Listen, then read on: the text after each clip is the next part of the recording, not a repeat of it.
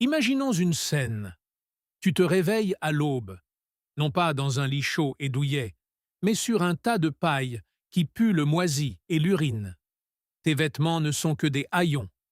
Tes mains sont couvertes d'une cartographie de vieilles cicatrices et de morsures fraîches et brûlantes. C'est ta réalité, car tu n'es pas un chevalier en armure étincelante. Tu n'es pas un riche marchand, ni un moine silencieux, ni un puissant noble. Tu es un attrapeur de rats. Et dans le monde de l'Europe médiévale, cela signifiait que ta vie était une misère absolue. Tu n'étais pas respecté par la société, et tu n'étais certainement pas riche. Tu ne portais pas de lourde armure de plaques, et tu ne maniais pas d'épée légendaire. Mais tu étais absolument indispensable à la survie, car les rats étaient partout. T'es-tu déjà demandé comment une civilisation fonctionne quand elle sombre littéralement dans sa propre crasse? Dans le monde médiéval, les villes étaient incroyablement dégoûtantes. Il n'y avait pas de système d'égouts adéquat, pas de ramassage des ordures pour évacuer les immondices, et certainement pas d'entreprise professionnelle de lutte contre les nuisibles. Les gens jetaient leurs déchets, tant humains qu'animaux, directement dans les ruelles étroites. La nourriture était stockée dans de simples caisses en bois et vendue par des marchands sans aucune protection contre la vermine. Les rues étaient constamment obstruées par le fumier, la viande en décomposition et les cadavres d'animaux morts. Les rats prospéraient dans cet environnement comme des rois. Et c'est là que tu entrais en jeu. Tu étais l'âme infortunée dont tout le travail consistait à chasser et à tuer ces rats avant qu'ils ne puissent propager leur saleté et la peste. C'était un travail sale, dangereux et absolument atroce. Tes outils pour ce métier étaient simples et brutaux. Tu portais probablement un lourd gourdin en bois, un sac en toile et peut-être quelques cages grillagées. Certains attrapeurs de rats utilisaient des chiens ou des furets, spécialement dressés pour traquer les rats dans les tunnels étroits et les caves sombres. D'autres ne comptaient que sur leur propre instinct et plongeaient les mains nues dans les trous. Oui, avec tes mains nues.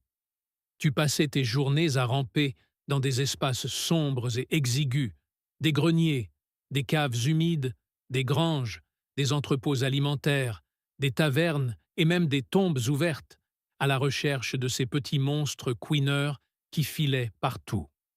Pourrais-tu imaginer faire face à une nuée de prédateurs agressifs dans le noir complet, avec rien d'autre qu'un bâton? Quand tu les trouvais enfin, c'était la guerre totale. Tu balançais ton gourdin avec désespoir, tu donnais des coups de botte lourdes, tu claquais des cages, et parfois, tu saisissais les rongeurs simplement avec tes doigts nus. Et les rats se défendaient. Ils mordaient, ils griffaient, ils criaient et ils t'assaillaient. Un rat acculé ne se contentait pas de s'enfuir. Il te sautait directement au visage. Et souviens-toi, à cette époque, il n'y avait pas de gants de protection, pas de vaccin et pas d'antibiotiques. Une seule morsure profonde pouvait signifier une infection terrible, une fièvre brûlante et une mort solitaire. Si la morsure elle-même ne t'attrapait pas, les piqûres de puces le feraient, peut-être. Car la partie de loin, la pire de ton travail, était ce que tu ne pouvais même pas voir, les puces. Ces minuscules insectes portaient la peste bubonique. Vois-tu, les rats n'étaient que le moyen de transport, mais les puces étaient les véritables tueuses. Quand tu traînais des sacs pleins de rats grouillants et à moitié morts dans les rues de la ville, ton propre corps devenait un aimant pour ces puces. Chaque fois qu'une puce sautait d'un rat mourant sur ta cheville, cela pouvait signifier une mort noire et atroce quelques jours plus tard. Et tu ne le remarquerais jamais, avant qu'il ne soit bien trop tard. Que se passe-t-il quand le travail même censé sauver la ville est celui qui ramène le tueur silencieux dans ta propre maison? Des bubons de la taille d'un œuf se formaient sous tes aisselles et haleines. Ta peau finirait par noircir. Tu vomirais, tu hurlerais de douleur, tu t'effondrerais et tu mourrais, comme tant d'autres. Les attrapeurs de rats, malgré leur rôle crucial pour la santé publique, étaient souvent les toutes premières victimes des épidémies de peste, car Ils vivaient en contact constant et direct avec la source, et franchement, personne ne s'en souciait. Si tu tombais mort dans un caniveau, ils cherchaient simplement quelqu'un d'autre d'assez désespéré pour reprendre le travail. Il y avait toujours des pauvres gens prêts à risquer une mort atroce pour quelques pièces. Et en parlant de pièces, tu ne gagnais pas grand-chose du tout.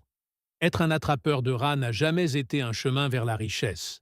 Au mieux, tu gagnais une poignée de cuivre par prise. S'il y avait une épidémie majeure ou une infestation massive, tu pouvais peut-être négocier un peu plus, mais en général, tu survivais à peine. Tu vivais dans les bidonvilles, aux côtés des mendiants, des criminels et des lépreux. Certains attrapeurs de rats essayaient d'être créatifs pour survivre, en offrant des primes par queue ou en exigeant des frais pour une protection mensuelle. Quelques-uns se livraient même à des tactiques louches, comme relâcher des rats capturés dans une maison, juste pour être embauchés pour les capturer à nouveau. D'autres prétendaient être des charmeurs de rats, ou utilisèrent la superstition pour soigner leur image personnelle, en portant d'étranges amulettes, en murmurant des prières, ou en affirmant qu'ils pouvaient sentir les rats à travers d'épais murs de pierre. Mais peu importe ce que tu faisais pour améliorer ta réputation, les gens te regardaient toujours de haut.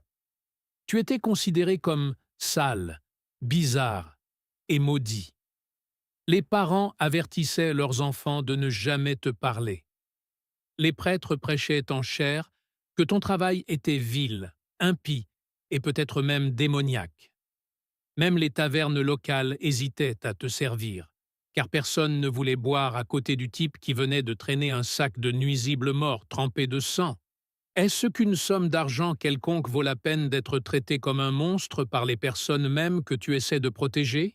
Pourtant, quand la peste frappait et que les gens mouraient comme des mouches, soudain, tout le monde avait besoin de toi. Ils suppliaient pour ton aide, offraient des pièces, du pain ou tout ce qu'ils avaient, juste pour que les rats disparaissent. Mais il était toujours trop tard. Tu faisais ce que tu pouvais, mais tu connaissais l'amère vérité.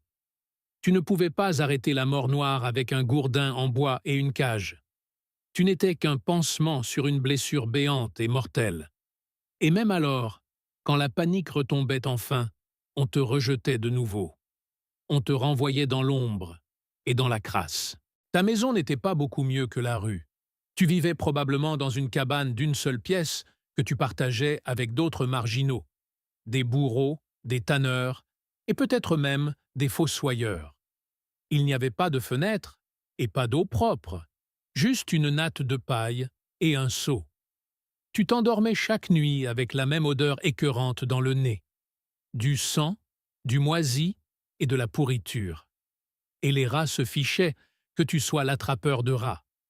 Ils infestaient aussi ta propre maison. Tu pouvais en tuer 50 par semaine et quand même te réveiller au son des couinements sous ton lit. Tu pouvais détruire des nids et en trouver quand même de nouveaux dans la charpente.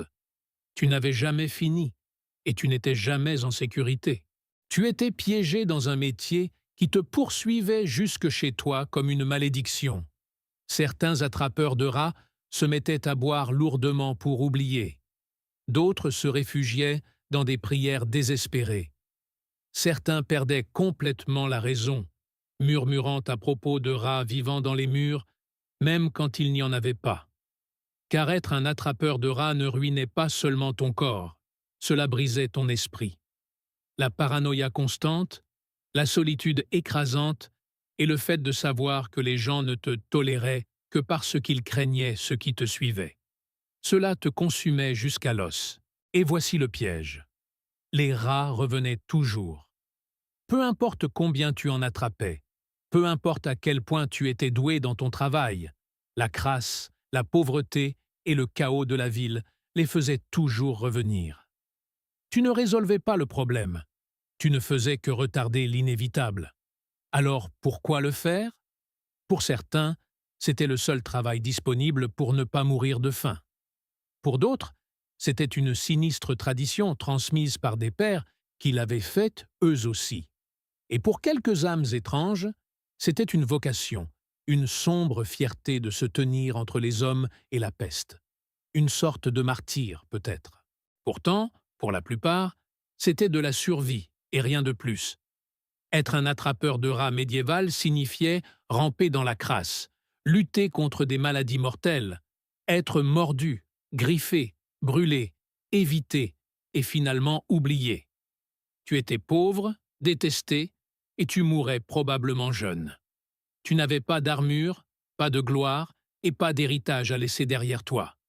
Et pourtant, sans toi, les villes seraient tombées bien plus vite. Les épidémies se seraient propagées davantage, et bien plus de gens seraient morts. Mais on n'a jamais construit de statue aux attrapeurs de rats. On n'a pas écrit de chansons ou de poèmes épiques à leur sujet. Tu as simplement disparu comme les rats que tu chassais. Parti. Voilà pourquoi ta vie d'attrapeur de rats médiéval était absolument merdique. Si ce sombre voyage dans les recoins oubliés de l'histoire a changé ta façon de voir le monde, abonne-toi à la chaîne et donne-nous un like. Nous exhumons actuellement l'histoire que l'on a tenté d'enfouir profondément dans la terre. Aide-nous à semer les graines du futur en nous souvenant des luttes du passé. Le prochain trésor caché de l'histoire sera ouvert très bientôt.